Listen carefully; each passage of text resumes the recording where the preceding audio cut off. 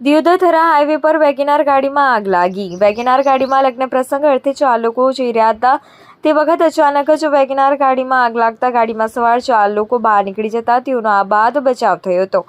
જ્યાં આ ઘટનાની જાણ થરા નગરપાલિકા ફાયર ફાઇટરને થતા તાત્કાલિક ઘટના સ્થળે દોડી આવતા આગ પર કાબુ મેળવાયો હતો। વેગેનાર ગાડી સંપૂર્ણ બળીને ખાખ થઈ ગઈ હતી।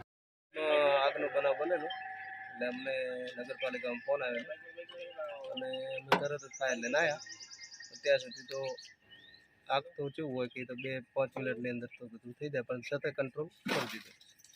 કોઈ જાનહાનિ થઈ નથી।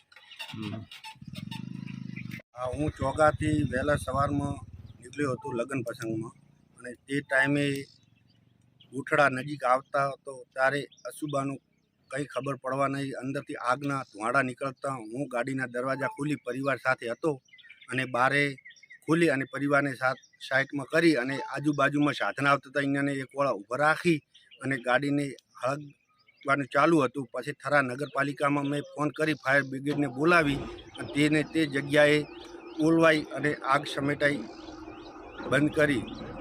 તેથી તમામ ગાડી નંબર છે GJ 8 4500 અને ચોગાથી રમેશભાઈ હરજીભાઈ ગોમ ચોગાનો વતની છે।